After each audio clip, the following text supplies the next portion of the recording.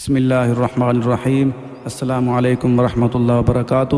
آج ایک میرے پاس بہت اہم سوال آیا۔ وہ سوال یہ ہے کہ دوست کیا ہے اور اس کے حقوق کیا ہیں۔ سب سے پہلے یہ جاننا ہوگا دوست کا مطلب کیا ہے۔ دوست کا مطلب ہے دوست دست سے ہے۔ دست جیسے ایک ہاتھ ہوتا ہے دوسرے ہاتھ کو مدد دیتا ہے۔ ایک حدیث مبارکہ کی روشنی میں عرض کرنا چاہوں گا کہ سرکار دو عالم صلی اللہ علیہ وسلم نے ارشاد فرمایا، دو بھائیوں اور دو دوستوں کی مثال دو ہاتھوں کی طرح ہے، ایک دوسرے کو دھوتا ہے۔ سبحان اللہ! دیکھو ہمیں اللہ کے نبی نے کتنا پیارا پیغام دے دیا۔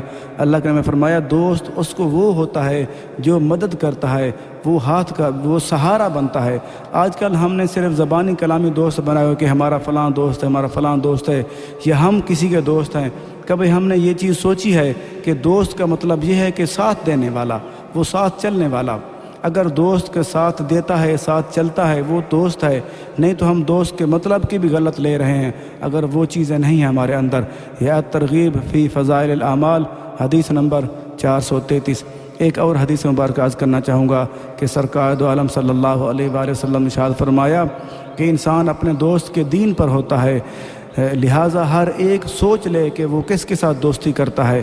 دیکھو ہمیں اس چیز کا سبق دے دیا گیا کہ جو انسان کا دوست ہوتا ہے وہ انسان اپنے دوست کے دین پر ہوتا ہے۔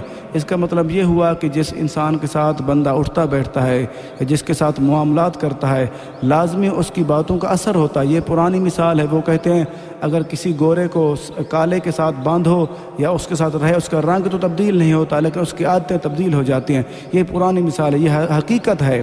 جو انسان آپ نے فرما دیا واضح، جو انسان کسی کے ساتھ دوستی رکھتا ہے اس کی عادتیں، اس کا دین بھی وہی ہو جاتا ہے۔ اس کا مطلب یہ ہوا کہ ہم یہ سوچ لیں ہم کس کو دوست بنا رہے ہیں، کوئی دیندار دوست ہے یا دنیا دار دوست ہے، یا لالچی دوست ہے یا غلط کام کرنے والا دوست ہے۔ اگر دیندار دوست ہے پھر اس کے ساتھ دوستی رکھنی چاہیے اور نبھانی بھی چاہیے۔ ہمیں آج کے بعد یہ چیز سوچ لینا چاہیے۔ یہ سنن ترمذی شریف کتاب الزہد حدیث نمبر 2385۔ پہلا کام یہ ہے کہ ہمیں سوچ لینا چاہیے کہ ہم کس کے ساتھ دوستی کرتے ہیں۔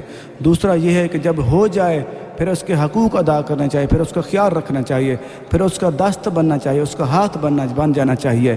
پھر ہے دوستی کے حقوق۔ یہ آگے ایک عرض کرنا چاہوں گا وضاحت تھوڑی سی۔ ایک حدیث مبارکہ حضرت سیدنا ابو ذر غفاری رضی اللہ عنہ فرماتے ہیں تنہا رہنا برے دوست سے بہتر ہے اور نیک دوست تنہائی سے بہتر ہے۔ سبحان اللہ! وہ فرماتے ہیں اگر برے دوست ملیں اس سے بہتر ہے کہ آپ اکیلے رہیں۔ اگر اکیلا رہنا، اگر اچھا دوست مل جائے پھر اکیلا رہنا بہتر نہیں ہے، پھر اس کے ساتھ رہیں، پھر دوست بنا کے رکھیں۔ تنہائی سے وہ بہتر ہے اچھا دوست۔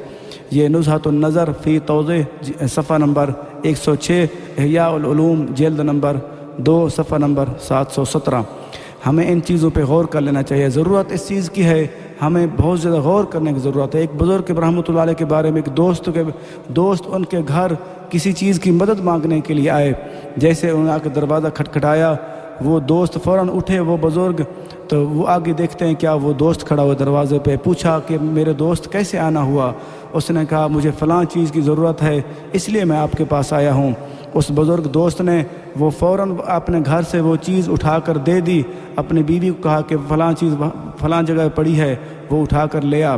وہ لے کر آئی، اس نے اپنے دوست کو دے دی۔ جب وہ بزرگ کا دوست چلا گیا تو وہ گھر میں بیٹھ کر وہ بزرگ رونے لگے۔ اس کی بیوی کہنے لگی اگر آپ کو اتنی چیز پیاری تھی آپ نہ دیتے، انکار کر دیتے۔ وہ بزرگ فرمانے لگے کہ میں اس لیے نہیں رو رہا، میں رو اس لیے رہا ہوں کیونکہ میرا دوست تھا کہ میں نے اس کی خبر بھی نہیں کی، کیونکہ اس کی ضرورت ہے، کیا چیز اس کو ضرورت ہے، کیا چیز ضرورت نہیں ہے، اس کو میرے پاس آنا پڑا۔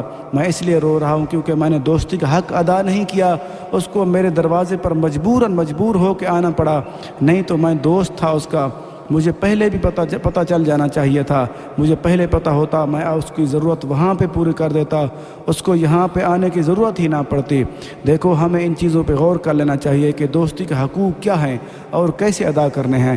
اگر ہمارا کسی کے ساتھ دوستی کا تعلق بن جائے، اس کی ضرورت یہ ہے کہ ہم اس کے ہاتھ بن جائیں، اس کی ہر ضرورت کے پوری کرنے کے لیے ہم تیار ہو جائیں۔